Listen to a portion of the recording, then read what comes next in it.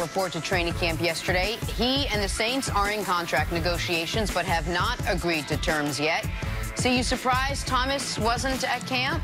No, I'm not surprised. The Saints only have a little bit of money, and they've had issues with players in the past. Wide receiver, they decided instead of extending Michael Thomas? No, Brandon Cooks to trade him away. Cooks, they traded him away. He was the best receiver, and he was a first-round pick. You would have think Sean Payton would have he was going to build on that because Drew was going to play.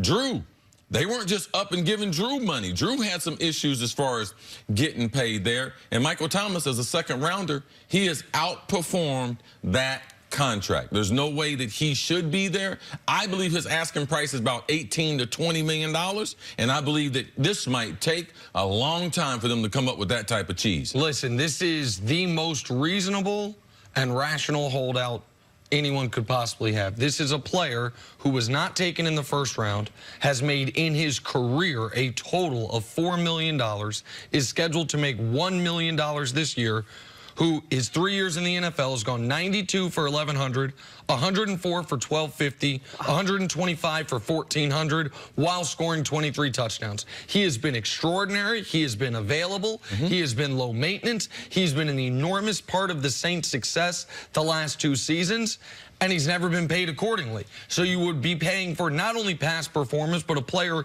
who has only gotten better each year, and you assume excellent future performance. He doesn't have a fit because he's not a first-round pick. Also keep in mind, no 5th-year option on his deal. So this is the last year of his contract. If he doesn't get a new deal now, they could potentially franchise tag him. So I support almost all players in getting their money, but this one also makes a ton of sense. It's not a Melvin Gordon situation where you're like, are you biting off a little more than you can chew here? No. He has been great, and he's never been paid. He's never been one of the top 75 highest paid receivers in the league. Even in the last couple of years, he's been arguably a top 5 receiver. And we think he's going to get paid. This is probably going to work itself out. Assuming he does get paid and he does rejoin the team, do you think this is the Saints team that can finally break through this year and win the Super Bowl? I mean, the Saints the last 2 years, they were good enough to win. They had the miracle in Minneapolis. We had the bad call last year.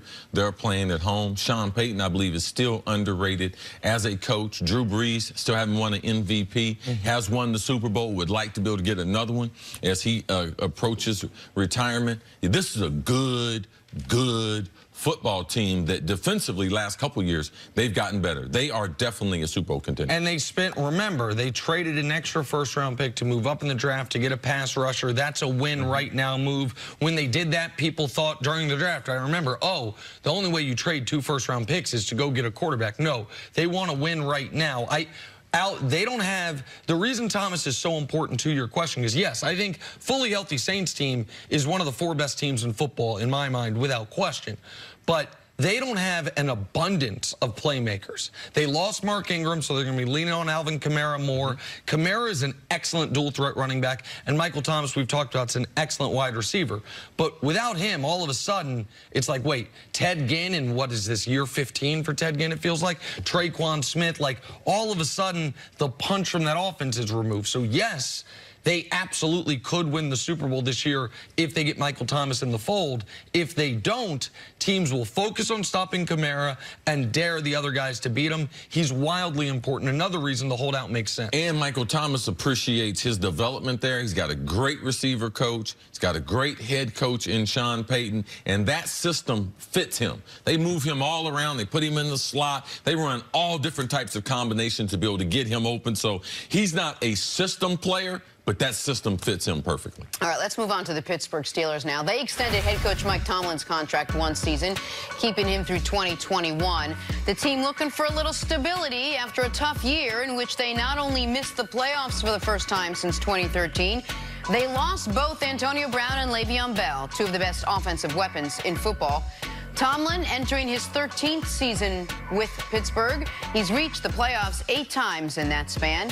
See, what's your reaction to the 1-year extension that Tomlin got? I can understand the 1-year extension. When they went out and they signed Ben to an extension, Tomlin to an extension, we had the question was, man, this is Ben Roethlisberger's team. Well, the organization lets you know, this organization, it's still Mike Tomlin and Ben Roethlisberger. So the voice of Mike Tomlin should be just as loud and just as effective or more effective than it's been the last couple of years, because his message to me was damaged going to the players based on the behavior of some of the star players. Because if you're a star, you undermine the coach. Every time you do something, there's a distraction because the coach has warned us. Mike Tomlin lays it out, maps it out week after week, day after day, how guys should act, how to be a good teammate, how to be a good player in this league, how to have longevity in this league. And we have seen countless number of times the Pittsburgh Steelers, from a variety of different sources, that undermines the coach's authority. And now this offseason, they gave Ben the extension that he wanted, traded AB off to the Raiders, allowed L. Bell to leave in free agency there with the Jets. So now the leaders of this team are Ben and Mike Tomlin. And to me, this just gives Mike Tomlin, he can have that strong voice that he's had in that locker room because he's got several years guaranteed. And to players in the locker room, when the coach is in that lame duck status, guys start making professional decisions. And they start saying, is he doing what's best for my career, or is he doing what's best for his career?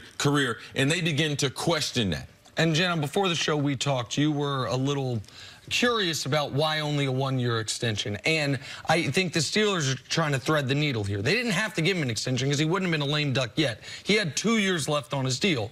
So they give him the security of the extra year. It also lines up conveniently with the expiration of Ben Roethlisberger's contract. They now have the coach and the quarterback under contract for the next 3 years.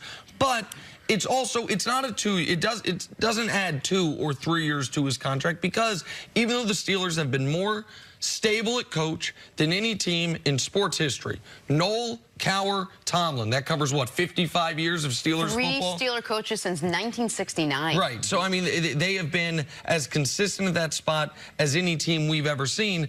They also saw what just happened in Green Bay, which is Mike McCarthy, a guy who has almost an identical resume to Tomlin. Tomlin's been to one more Super Bowl, but they both won one. McCarthy, 13 years, 125 wins, 9 playoff appearances. Tomlin, 12 years, 125 wins, 8 playoff appearances. But they had back-to-back down years in Green Bay, and they decided to move on.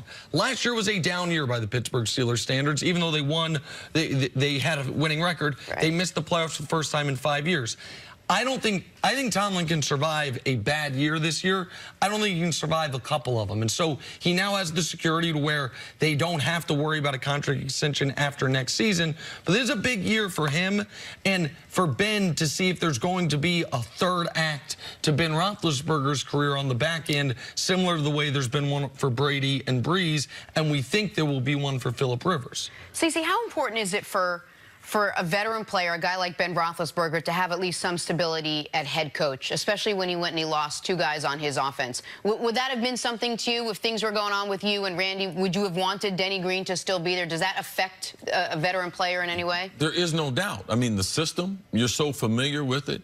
The things that the coach has allowed you to do. So you don't have to learn a new system. You don't have to learn his way. I mean, I knew with Denny Green, even if I was running a little bit late to the meeting, I was always the last person in the meeting. And Denny would always check my seat before he would start.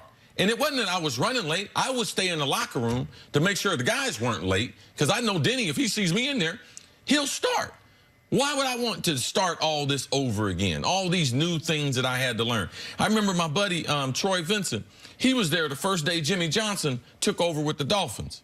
And he happened to be running on time, Troy called it. Jimmy Johnson shut the door on him. They started the meeting. Troy was outside and everything. And he's like, man, I got to learn this new Jimmy Johnson way. Now, they weren't going to cut him and everything, but there's a lot of little things that the coaches have in their system. And once you know those as a veteran player, trying to learn a new coach, trying to learn a new system to a proven winner, Mike Tomlin is a rare breed, 105. 12 seasons in the NFL, never had a losing season. Unbelievable. All right, we're going into our 100th season. 105, I would say, is pretty good. Mike Tomlin has been a good football coach, but the optics the last 2 years do not fit his brand. In your face, a disciplinarian, tough defense. That's what they need to get back to, and that's what I believe they're going to try to do. Your last season in Minnesota, was that Denny's last year, or he coached 1 year after you? No, that was it. That was it. And and this is no disrespect to the coach who took over for Denny Green, but you were still under contract. You had, I think it was $6 million you could have made if you would have come back another year. And I wonder if Denny Green would have been there longer, if you would have said, okay, I can hold out one more season. Or if the change at the coaching position was one of the things that's like, you know what? It would have changed everything. Okay. So Absolutely. I didn't want to speak for you. And so it would have. It's a big deal. And so for Big Ben, we've heard a lot of conflict with Big Ben in this team. We haven't heard much of Big Ben and Tomlin. Right. Now, I'm sure Tomlin gets annoyed a little bit at the radio stuff, and then coaches, you work together long enough, there are things people do that annoy you, but they seem to have a really good working relationship. I'm sure Ben is happy to know that his coach is under contract for as long as he's under contract. You guys would love Mike Tomlin. You would love playing for him. But just over the last couple years, the personalities have gotten so strong that Mike Tomlin has taken a hit. He is a good football coach. He knows his X's and O's, and he's great with the guys on the one-on-one, treating them different. You know, so Mike Tomlin, the last couple of years, he's gotten he's a better football coach than the product that they put on the field. All right, let's take a break. Coming up, could an Ezekiel Elliott holdout derail the Cowboys season before it even starts? That's still ahead.